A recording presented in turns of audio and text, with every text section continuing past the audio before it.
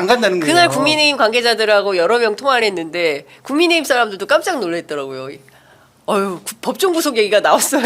저희도 깜짝 놀랐습니다. 이제 얘기를 한 지도 제일 빠르게 나가고 있다. 한동훈 네. 대표가 또 뭐라고 했냐면 국민의힘은 반사 이익에 기대지 않겠다 이렇게 얘기했어요. 자기도 아는 거예요. 이거 반사 이익이 너무 많이 들어오고 있구나. 자꾸 기대지는데. 나 지금 반사 이익에 기대고 있어. 나도 모르게. 페북에 자꾸 글을 쓰게 돼.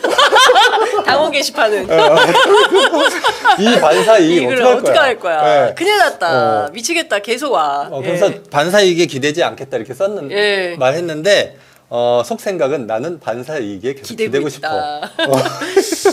본인도 아는 거예요. 불구경이 아무리 재미있다 하더라도 그것만 구경하고 있다가 보면은 우리 집의 난풀로 집이 다 타버리는 수가 있다. 그러니까요. 제가 요 경고의 말씀만 아니, 드리겠습니다. 그리고 이제 뭐 김건희 여사나 명태균 씨 관련한 이 앞으로 나올 증거들이 여기서 끝나는 게 아니잖아요. 그렇죠. 이재명 대표 재판하고는 무관해요. 별개로 예. 계속 나올 거예요. 그러면 국민들은 원래 이 암기에 가장 좋은 게 뭡니까? 반복 학습이잖아요. 반복 또 학습. 나왔네? 예. 또 나왔네? 예. 반복 학습하는 거예요. 그러면 참신하지는 않은데 기억은 계속 나는 거죠. 그렇죠. 잊을만 하면. 또건이 여사. 이게 또건이 또건이 여사가 되는 오늘 드립하고 또 나왔어. 또건이 여사. 또건이 여사네?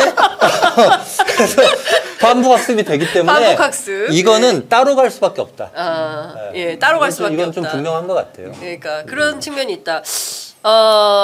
이재명 대표에 대해서 또 기소를 한다는 거잖아요. 경기도 법인카드 사적 이용, 그러니까 김혜경 여사 10만 4천 원 그거를 부부를 기소를 하겠다. 그래서 다섯 이번에 번째. 저기 그 김혜경 여사에 대해서는 기소 유예를 예. 했더라고요. 예. 이제 그 법인카드의 수혜자라는 그런 인식인 것 같아요. 근데 이것도 좀 할 얘기가 좀 많기는 한데 네. 요거는 별도의 꼭지로 좀 다룰 필요가 있겠다. 예. 예. 조국 대표가 이런 얘기했습니다. 검찰총장의 반대자, 대통령의 정적에 대한 검찰의 끝도 없는 먼지털이식 수사는 국가폭력이다. 수사 기소 분리, 검찰 개혁의 목표임을 재확인한다. 민주당의 결단을 촉구한다. 이런 입장을 밝혔습니다. 근데 제가 보기에는 또 기소한다고 하는데 또 기소죠. 어제 그러니까 이재명 대표 재판 결과가 나오고 나서 어제 그제 해가지고 네. 우리 사회에서 논의된 것 중에 하나가 깊게는 아니지만 정치가 사법화되는 게 문제 아니냐 이런 얘기도 많이 했어요. 네. 근데 이제 그 얘기를 딱 들으면서 이건 뭐 제가 강하게 주장할 생각은 없지만 얼핏 떠오른 생각이 정치의 사법화 이러면요 마치 사법부가 판결을 너무 세게 자꾸 하고 이런 건 좀 문제 아니야?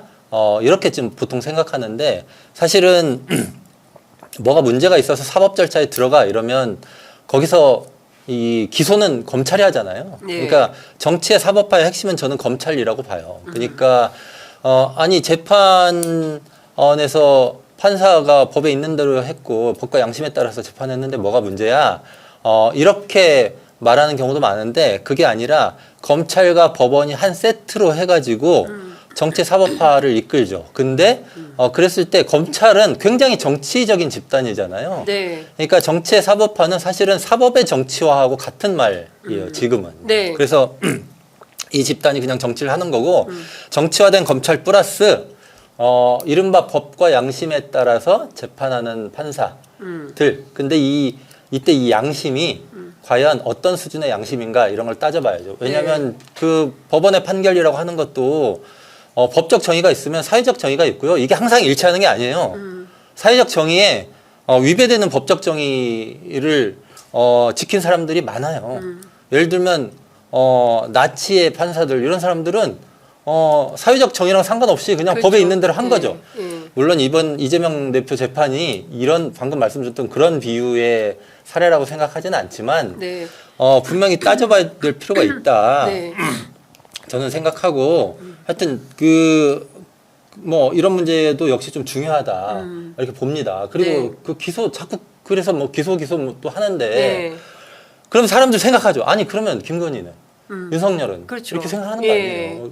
이재명 대표 이른바 허위사실 공표도 네. 아니 그럼 윤석열 대통령의 거짓말은 두 개를 비교해 보십시오. 저는 두 개를 놓고 아무리 따져봐도 네.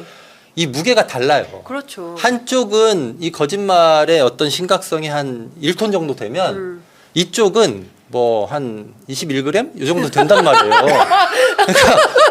그러니까 무게 차이가 많이 나요. 왜 하필이면 21g이에요? 아, 글쎄 이렇게 입에서 나오네요. 그러니까 다른 걸로 하겠습니다. 그러면 이쪽은 뭐 이 심각성이 돈봉투 이 정도는 비닐봉투 이 정도 하는 거죠.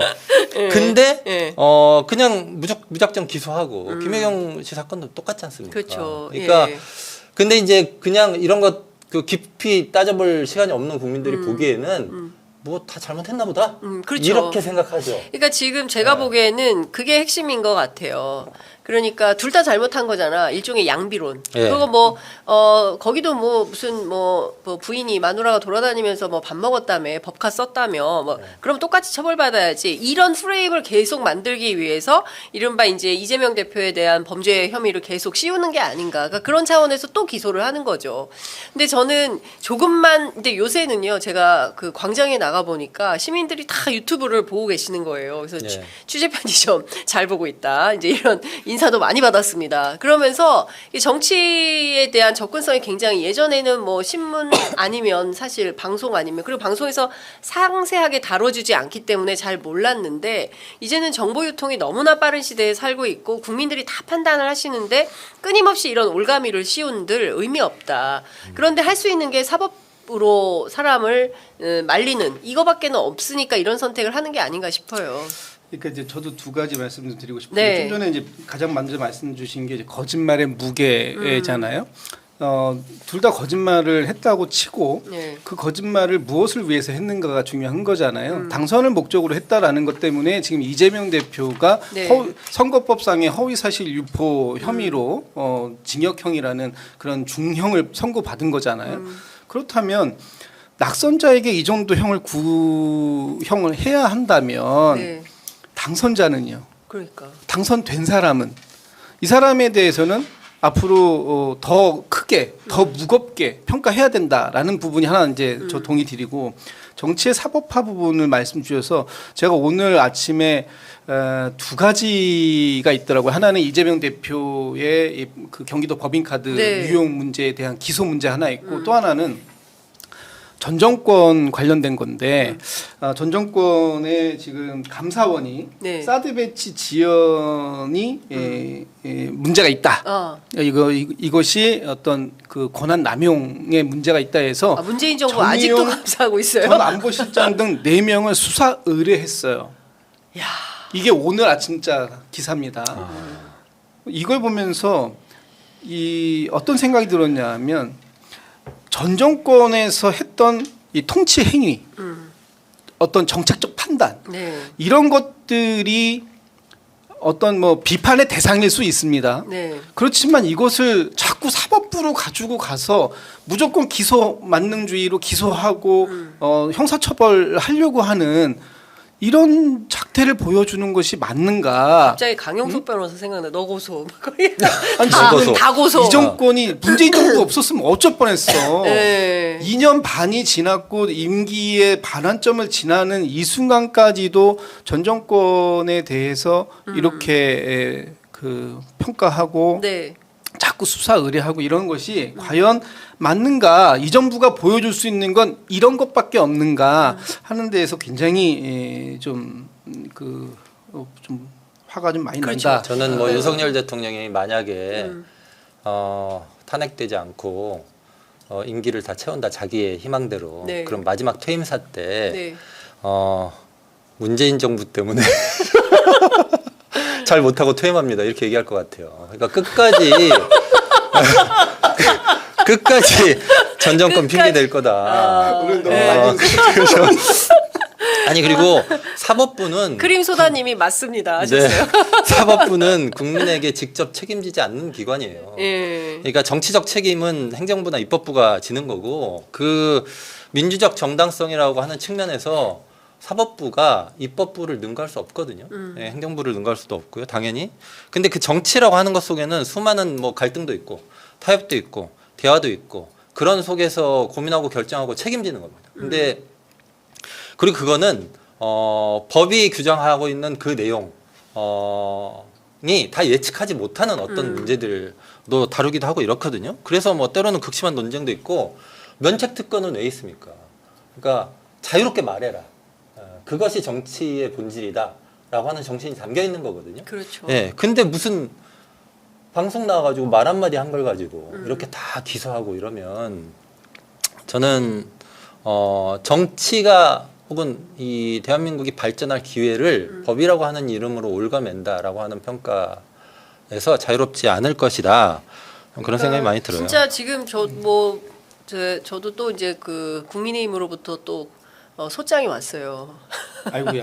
그런데 그래요? 지금까지 있었던 내용을 종합해가지고 또 고소? 를 했어요. 그래서 그 기자를 상대로 이제 민사 소송을 제기하는 경우는 또 처음 봤어요. 그런데 얼마 전에 아시는 것처럼 대통령 골프장 그 태능 CC 입틀막. 예, 취재한 기자를 입건을 했습니다. 그러니까 세상에 현장 취재한 기자를 입건하는 건 전 또 처음 봤어요. 그러니까 이런 방식으로 이게 통용이 가능하다라고 이런 정치가 가능하다라는 것은 전두환 이후에는 보지 못했던 행태입니다. 그런데 이게 그 시절에는 이제 군합발로 군사를 통해서 군인들을 통해서 그런 무단 통치를 했다면 지금은 사법으로 하는 거예요. 경찰, 검찰을 예, 검찰 통해서. 동원해가지고 그러니까 이번에도 많은 사람들이 의심하는 겁니다. 또다시 어떤 이슈가 있었던 것은 아닌가라는 생각을 하게 만드는 대목이 있는 거죠. 그게 참 재밌어요. 거짓말했으면 거짓말한 것이 들통나면 죄송합니다라는 것이 예, 그냥 우리가 상례인데 어렸을 때부터 배워왔던 그렇죠. 우리가 가져야 할 도리 이런 맞습니다. 거잖아요. 예, 근데 여기는 거짓말 해놓고 들키면 일단 고소하고 예, 딴소리하고. 딴소리하고 예. 옛날에 저 사람은 거짓말 못해 이러면 예. 착한 사람한테 그렇게 얘기했거든요. 근데 지금은 예. 대통령실이 너무 거짓말 못한데 예. 나쁜 사람들 어. 그래서 거짓말을 못해요. 그래서 자꾸 걸리고 저는 진짜 심각하다고 보고요. 그 아까 입틀막 말씀하셨는데 네. 사실은 기자 그다음에 이전에 의원 그다음 대학원생이었나요? 네. 이렇게 입틀막 하는 게 그 개인들을 입틀막 한 게 아니라 그게 국민의 입을 막은 거예요. 그렇습니다. 네, 국민 전체를 입틀막 하는 것을 굉장히 상징적으로 보여준다. 뭐 이런 생각이 드네요.